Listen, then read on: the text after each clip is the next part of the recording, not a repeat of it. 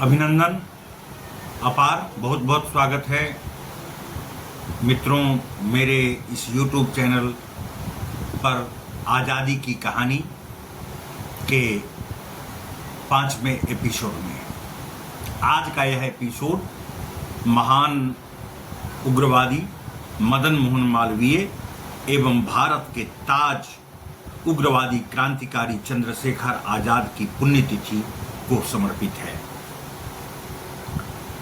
पिछले एपिसोड में हमने यह चर्चा की थी कि समाचार पत्रों ने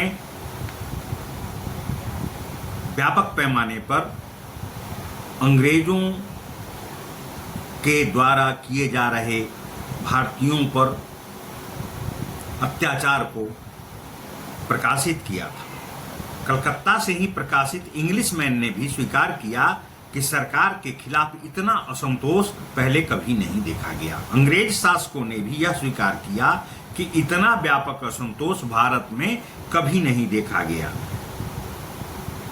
अंग्रेज शासकों का भयभीत होना स्वाभाविक बात थी। उन्होंने मुल्ला मौलवियों, पंडों, पुजारियों के फतवे निकलवाए कि ब्रिटिश राज के खिलाफ जिहाद छेड़ना अनुचित है, लेकिन इसका तनिक भी प्रभाव उग्र हो चली जनमानसिकता पर नहीं परिलक्षित हुआ और जनमानस ने उग्रवाद एवं आतंकवाद की ओर अपना झुकाव प्रदर्शित किया।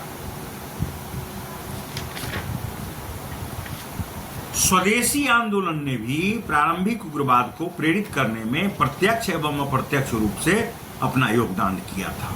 एक ओर ब्रिटिश शासकों, उद्योगपतियों और दूसरी ओर भारतीय उद्योगपतियों और आम भारतवासियों के बीच निरंतर बढ़ रहे अंतर्विरोध के परिणाम स्वरूप भारत में स्वदेशी आंदोलन 19वीं शताब्दी के ही 7वें दशक में पैदा हुआ था। इससे संबद्ध अनेक आंदोलनकारियों ने यह महसूस किया कि आतंकवाद ही अंग्रेज शासकों को इस देश से निर्मूल करने का एकमात्र तरीका है। स्वदेशी आंदोलन राष्ट्रीय आंदोलन का ही एक अभिन्न अंग था।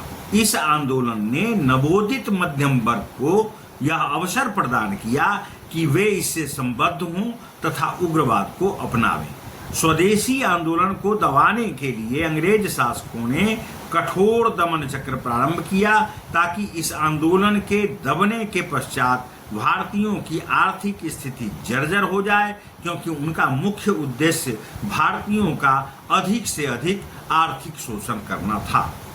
मध्यम वर्ग के उद्योगपतियों में विक्षोभ अधिक मात्रा में बढ़ा, क्योंकि उनका विश्वास था कि स्वदेशी आंदोलन की लोकप्रियता और स्वदेशी वस्तुओं के भारतीयों द्वारा अधिकाधिक उपयोग के बगैर उनकी सामाजिक एवं आर्थिक स्थिति में सुधार नहीं हो सकता।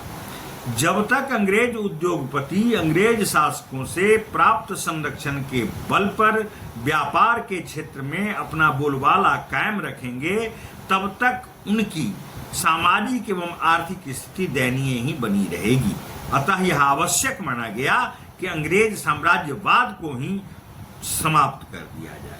साथ ही अंग्रेज शासकों, व्यापारियों एवं विदेशी वस्तुओं को भी समाप्त कर दिया जाना आवश्यक प्रतीत होने लगा। उग्रवाद एवं आतंकवाद से संबद्ध व्यक्तियों को यह अनुभव हो गया था कि पराधीनता एक शाप है तथा इससे तब तक मुक्ति नहीं मिलेगी जब तक अंग्रेजों को आतंकित करके भारत से निकाल बाहर नहीं किया जाए। 1860 के उपरांत ही ब्रिटिश पूंजीवाद तेजी से साम्राज्यवाद का रूप ग्रहण करने लगा। जैसे जैसे यह साम्राज्यवादी होता गया, वैसे वैसे भारत आने वाले ब्रिटिश शासक एवं प्रशासक और कुछ को छोड़कर शेष सभी अंग्रेज अत्यधिक अभिमानी एवं उद्दंड हो गए थे तथा शोषण की प्रवृत्ति उनमें अधिक मात्रा में बढ़ रही थी। अंग्रेज भारतवासियों को अत्यंत हेय दृष्टि से देखते थे। उनका यह दृष्टिकोण भारतीयों के लिए असहनीय था। किसी भी भारतीय को अपमानित करना या उनकी हत्या कर देना उनके लिए आम बात थी। अंग्रेजों के इस व्यवहार से भारतवासी अत्यधिक क्षुब्ध थे और उनके प्रति उग्र प्रतिक्रियात्मक भावना से अभिभूत भारतीयों में उत्तरोत्तर प्रतिशोध लेने की कामना बलवती होती जा रही थी। इस प्रतिक्रिया को अभिव्यक्ति प्रदान करते हुए उग्रवादी भारतीयों ने उन्हें स्पष्ट चेतावनी दी। 1866 में केशव चंद्र सेन ने एशियाई जन समुदायों को नीच समझने वाले यूरोपियनों को स्मरण दिलाया कि खुद उनके ईसा मसीह एशियाई ही थे। 1867 में दादा भाई नेरोजी ने लंदन में ईस्ट इंडिया एसोसिएशन की एक सभा में यह स्पष्ट चेतावनी दी कि अंग्रेज भारतीयों से गाली गलौज करना बंद कर दें, अन्यथा परिणाम भयंकर भी हो सकता है। 1874 में अमृत बाजार पत्रिका ने अपने एक लेख चीन एवं अंग्रेज में स्पष्ट लिखा कि चीनियों द्वारा अंग्रेजों को शैतान कहा जाना उचित ही है। उन अनेक अन्य पत्रिकाओं ने भी अंग्रेजों के इस व्यवहार की भर्त्सना की। इससे जनसाधारण के मन में मौजूद अंग्रेजों के प्रति घृणा भाव में वृद्धि ही हुई। वे अंग्रेजों को अब और अधिक सहने को तैयार नहीं थे। उग्रवादी तो अंग्रेजों के ऐसे व्यवहारों को किसी भी तरह बर्दाश्त नहीं करना चाहते थे। न्याय के क्षेत्र में भी ब्रिटिश शासक सदैव अंग्रेजों का ही पक्ष लेते थे तथा भारतीयों को नीच समझते थे। अंग्रेजों के इस व्यवहार से स्वाभिमानी भारतीयों को अत्यधिक क्रोध आता था। सुरेंद्रनाथ बनर्जी का मामला, बंगाल का फेना केस और आगरा का फुल्लर केस इसके ज्वलंत उदाहरण हैं।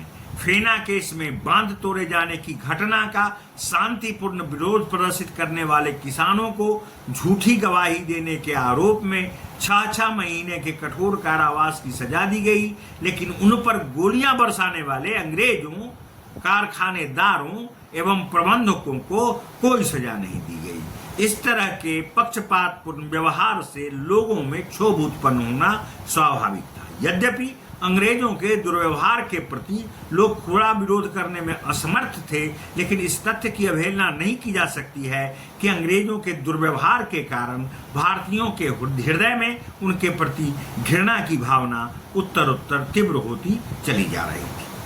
ब्रिटिश शासन के प्रति विरोध एवं उनके दुर्व्यवहार से उद्भूत घृणा भारतीयों के दिलों दिमागों में बढ़ती चली जा रही थी। बहाबियों एवं गायकवाड़ पर चलाए गए मुकदमे ने भी ब्रिटिश शासन विरोधी भावना को बढ़ाने में पूर्ण सहयोग प्रदान किया। बहाबी अंग्रेजों का राज समाप्त कर उसके स्थान पर इस्लामी सत्ता स्थापित करना चाहते थे। इससे यह भी स्पष्ट होता है कि उनका आंदोलन धर्म एवं राजनीति का एक सम्मिश्रण था। बंगाल में तो इस जन आंदोलन के विरुद्ध अत्यंत उग्र रूप धारण कर लिया था। हिंदू मुस्लिम किसानों को जमींदारों तथा ब्रिटिश शासकों के विरुद्ध संगठित किया गया था। 24 परगना जिले में तीतू मीर के नेतृत्व में 1830-31 में विद्रोह किया गया एवं फरीदपुर जिले में दुद्दू मियां के नेतृत्व में फराजी विद्रोह प्राय 9 वर्षों 1838 से 47 तक चला। इन बहाबियों को अंग्रेज शासक ही नहीं वरन हिंदू, मुसलमान, जमींदार, मुल्ला मौलवी एवं पंडा पुरोहित सभी बेहद खतरनाक समझते थे। लेकिन बहाबियों की शत्रुता मुख्यतः अंग्रेजों एवं उनके पिट्ठू भारतीयों से थी और वे इनकी सत्ता को जड़ से उखाड़ फेंकना चाहते थे। इसके लिए वे उग्र रूप धारण कर आतंक का वातावरण बनाना चाहते थे ताकि अंग्रेज भयभीत होकर मुल्क छोड़कर भागने को बाध्य हो जाएं। माध्यम के रूप में हिंसा और अस्त्रों शस्त्रों के प्रयोग में उनको अधिक विश्वास था। 1864 से 1871 के बीच बहाबियों पर 5 बड़े मुकदमे चलाए गए, जिनमें दर्जनों से अधिक वहाबियों को अंग्रेजों की सत्ता को उखाड़ फेंकने एवं आतंक फैलाने के जुर्म में सजाए मौत, आजीवन अथवा लंबे एवं कठोर कारावास की सजा दी गई। इससे लोग अत्यधिक क्षुब्ध हो उठे एवं अंग्रेज शासकों को मार भगाने की उनकी भावना क्रमशः उग्र रूप धारण करती चली गई। अमीर अली खां को कठोर आजीवन कारावास की सजा दी गई थी। इसका और दूसरे बहाबियों को दिए गए कठोर दंड का बदला बहाबियों ने सितंबर 1871 में कलकत्ता उच्च न्यायालय की सीढ़ियों पर मुख्य न्यायाधीश नॉर्मन की हत्या करके लिया। बहाबी मुकदमों में अमीर अली खां के मुकदमे ने भारतवासियों के मन में उग्रवाद एवं आतंकवाद की भावना को अत्यधिक प्रज्वलित किया। इनमें हिंदू एवं मुस्लिम दोनों ही संप्रदाय के लोग थे जिनके मन में बहाबियों पर अंग्रेजों के अत्याचार को देखकर तीव्र प्रतिक्रिया हुई। बड़ौदा के राजा मल्हार राव गायकवाड़ को भोजन में हीरे की धूल मिलाकर ब्रिटिश रेजिडेंट फेगर की हत्या करने के अभियोग में जनवरी 1875 में गिरफ्तार कर उन पर मुकदमा चलाया गया। इस मुकदमे में अंग्रेजों की पक्षपातपूर्ण नीति ने सारे देश में सनसनी फैला दी। भारतीय समाचार पत्रों ने इसकी कड़ी आलोचना की। इसका व्यापक प्रभाव शिक्षित समुदाय पर पड़ा। इस मुकदमे ने अनेक भारतवासियों के हृदय में सुपुष्ट देश प्रेम की भावना जागृत की और उनमें से अनेक उग्रवाद की ओर उन्मुख हुए। बिपिन चंद्र पाल ने भी स्वीकार किया कि वहावी घटनाओं एवं गायकवाड़ के मुकदमे ने देश के उदीयमान बुद्धिजीवियों में नई राजनीतिक चेतना उत्पन्न की। इस बीच वायसराय लॉर्ड लिटन 1876 से 1880 के कारनामे घोर प्रतिक्रियावादी प्रमाणित हुए एवं देशवासियों को उसने उग्रवाद एवं आतंकवाद की ओर अग्रसर करने में योगदान दिया। उनके कारनामों ने भारत को 1857 के महाविद्रोह से भी भयंकर विद्रोह के कगार पर लाकर खड़ा कर दिया। इस संदर्भ में उनके 4 कारनामे उल्लेखनीय हैं। 1 जनवरी 1877 का दिल्ली दरबार, 1878 का वर्नाकुलर प्रेस एक्ट, 1879 का आर्म्स एक्ट एवं 1878-79 का अफगान युद्ध। दिल्ली दरबार, जिसके आयोजन में पैसा पानी की तरह बहाया गया, ऐसे समय में आयोजित किया गया था जबकि भारत के विभिन्न भागों में भयंकर दुर्भिक्ष एवं महामारी का प्रकोप था तथा लाखों लोग इससे प्रभावित थे। इस अनावश्यक आयोजन का भारतीयों पर बेहद प्रतिकूल प्रभाव पड़ा। इस दरबार की कटु आलोचना की गई। इसी समय से सुरेंद्रनाथ बनर्जी और लाला लाजपत राय ने अपना जन आंदोलन प्रारंभ कर दिया। 1878-79 का आंग्ल अफगान युद्ध ब्रिटेन के साम्राज्यवादी शासकों की साम्राज्यवादी लिप्सा का परिणाम था। 20 नवंबर 1878 को लिटन सरकार के आदेश से ब्रिटिश सैनिकों ने अफगानिस्तान पर आक्रमण कर दिया। युद्ध व्यय को पूर्ण करने हेतु भारतवासियों पर नए नए कर आरोपित किए गए। दूसरी ओर भारतवासियों की सहानुभूति अफगान वासियों की ओर थी। इस आक्रमण से भारतीय जनता के हृदय में अंग्रेजों के प्रति तीव्र असंतोष, आक्रोश एवं क्षोभ उत्पन्न हुआ। भारतवासी साम्राज्यवादियों एवं उपनिवेशवादियों के अत्याचारपूर्ण गतिविधियों से तंग आ चुके थे। 1865 में जब जमाइका में विद्रोह हुआ और उसका दमन करने हेतु गवर्नर एडवर्ड जॉन आयर ने बर्बरता की पराकाष्ठा प्रदर्शित की, तब भारतवासियों ने जमैका वासियों के प्रति हमदर्दी का भाव प्रदर्शित करते हुए इसकी कड़ी आलोचना की। गवर्नर आयर पर मुकदमा चलाने के लिए बंगाल के प्रमुख व्यक्तियों ने मुक्त हस्त से राशि चंदा स्वरूप प्रदान की। इसी प्रकार रूस तुर्की युद्ध 1877 से 78 में भारतवासियों का जनमत तुर्की के साथ था। इस युद्ध के दौरान प्लेवना के पतन ने हमारे देश प्रेम के भाव को स्पर्श किया, जिसका दृष्टिकोण विश्वव्यापी था। इन सभी घटनाओं का कुछ न कुछ प्रभाव भारतवासियों पर पड़ा एवं भारतीय युवा वर्ग अंग्रेजों का दुश्मन बन बैठा।